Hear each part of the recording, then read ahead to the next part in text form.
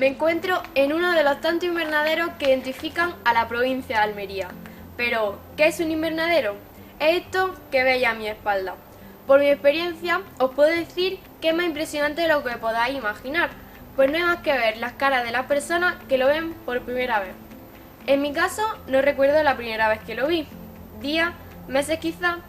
En mi infancia lo que más me gustaba era venir con mis padres para poder jugar con la arena y demás. Así que pasaba la mayoría de fines de semana y días de vacaciones en uno como este. Pero, ¿qué es un invernadero?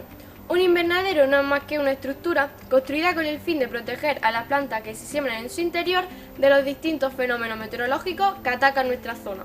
El más dañino de todos, el viento. Y es que contamos con más de 100 días anuales de viento.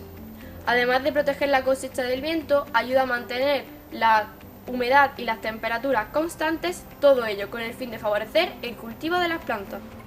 Lo más importante del invernadero y lo que se ha ido mejorando año tras año es su estructura. Actualmente existen dos tipos, conocidos como plano o tipo parral y raspallamagado, ambos con un sistema de riego por goteo. Los invernaderos en raspallamagado surgen ante la necesidad de evacuar el agua de lluvia, ya que en los invernaderos tipo parral se forman grandes bolsas de agua que perjudican seriamente su estructura. No es esta la única ventaja de los invernaderos en raspallamagado, sino que también ayudan a facilitar el trabajo que supone la implantación de sistemas de control y mejora ambiental, conocidos como producción integrada. Y por otro lado, ofrecen unas mejores prestaciones con un coste muy similar a la estructura tipo parral. Por otro lado, si nos centramos en la historia de la agricultura, en Almería son más de 50 años dedicados a ella. La superficie que actualmente está cubierta de invernaderos no eran en su principio más que secanos desérticos caracterizados por la escasez de agua. Pero las ganas de innovar y mejorar su lugar de trabajo de la agricultura almeriense les llevó a centrarse en nuevas estructuras de las hasta ese momento conocidas, hasta llegar a lo que hoy conocemos como invernadero. Una de las mayores necesidades por las que surgió el invernadero fue por la escasez de agua que caracteriza a esta provincia. Para un uso eficiente de agua, actualmente se utiliza el riego por goteo, de forma que se aprovecha hasta la última gota. Además, principalmente, el agua se extrae de pozos subterráneos y de espacios creados para la recolección de agua en épocas de lluvia, para así poder utilizarla el resto del año. Actualmente en Almería se trabaja con un sistema de producción llamado lucha integrada, que en la mayor parte del campo está sustituyendo a la agricultura convencional.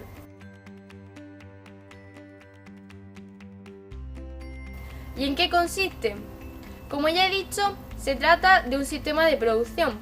Este se basa en el uso de unos insectos auxiliares, que para que todo el mundo lo entienda, son unos bichitos buenos que se comen a los bichitos malos que atacan la planta o el fruto. Pues aquí en el campo almeriense ha aumentado mucho el tema de producción integrada. En concreto en los cultivos de pimiento, pues el 100% prácticamente de todas las fincas se ha implantado esta técnica de producción integrada. Y en el resto de cultivos pues va aumentando poco a poco, pero poco a poco, que ya en estos últimos años se va notando incluso podemos hablar de un 60% de los demás restos de cultivos. Esta es una evolución imparable. En Almería, los productos que más se cultivan son el tomate y el pimiento, pues se calcula que aproximadamente hay más de 8.000 hectáreas tratadas con este método de cultivo, lo que supone el 85% de las plantaciones de tomate. Y aún más impresionantes son las cifras de pimiento, con 8.100 hectáreas, que suponen el 95% de la superficie dedicada a esta hortaliza en la provincia. Otra de las preguntas que quizás más interesen: ¿qué proceso lleva al mercado un determinado producto? Si lo dividimos en puntos, tenemos una primera parte que se divide en la preparación del terreno, el enraizamiento, la floración y cuaje, el engorde, el mantenimiento de la planta en un equilibrio vegetativo y generativo y, por último, la maduración y la recolección. Al finalizar el proceso de recolección, entra en juego la empresa encargada de la distribución del fruto y dependiendo de la empresa el producto llega a un país u otro. Pero centrándonos en el trabajo realizado por el agricultor y en los 6 puntos dichos anteriormente. Antes de cada cosecha, el agricultor debe asegurarse de que el terreno es adecuado para la plantación y así asegurar una buena cosecha. Para ello, el agricultor debe realizar un análisis de suelo y otro de agua. Con los datos obtenidos, el agricultor puede realizar un plan de abonado, ya que conoce las carencias y excesos del suelo. Lo mismo ocurre con el agua. Para la preparación del terreno, se comienza con el abonado de fondo, de forma que si el terreno no tiene suficiente materia orgánica, se debe meter estiércol. Además, anualmente se debe llevar a cabo la solarización, un proceso de desinfección que tarda un mínimo de 45 días y ayuda a matar hongos y a mejorar la estructura del suelo. A continuación, se realiza el trasplante del cultivo. Durante las 2 primeras semanas es primordial el abonado que se realiza. Para que el enraizamiento sea correcto, la estructura del suelo debe cumplir unas características. La más importante es que tiene que ser compacto, para que permita el drenaje.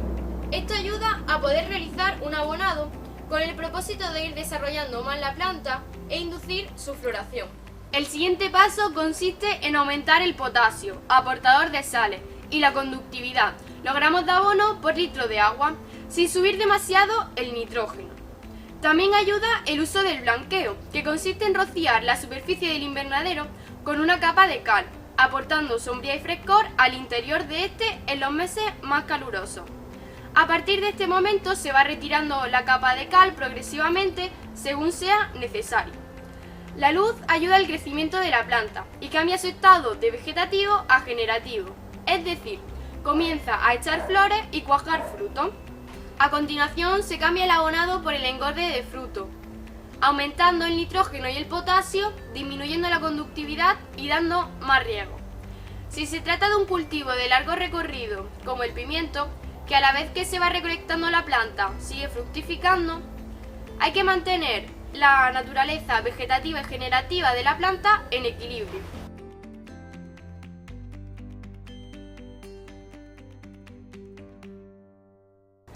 Cuando llega la época de frío, es decir, a partir de noviembre y diciembre, la planta deja de crecer y hay que centrarse en el engorde del fruto.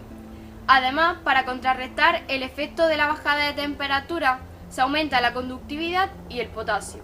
Después de la recolección del fruto, el agricultor pone su cosecha en manos de una empresa encargada de la distribución del producto. Aunque en este proceso de exportación hay un factor realmente importante que puede alterar toda la programación. Este factor es la huelga de camiones. Y es que los camioneros son un punto clave en este último proceso, ya que de ellos depende que la carga llegue a su lugar destinatario. Pues el 95% de los envíos se realizan por carretera y no pueden ni adelantarse ni atrasarse al ser productos perecederos. Yo concretamente en la empresa que trabajo, casi la totalidad, por no decir 100%, pero el 90% es exportación. Y principalmente se suele enviar a Alemania, a Reino Unido, a los Países Bajos, Rusia, aunque ahora está un poco el tema un poquito parado, pero también se envía y Estados Unidos también se envía.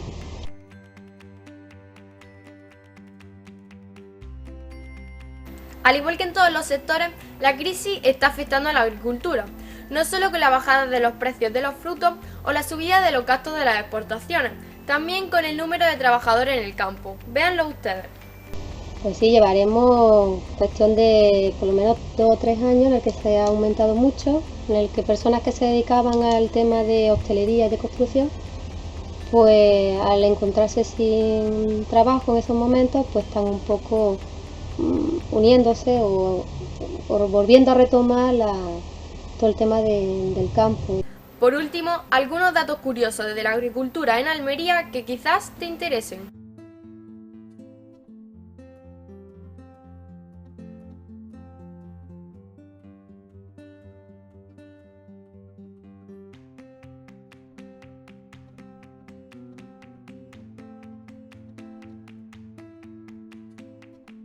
pimiento, lo que principalmente se cultiva.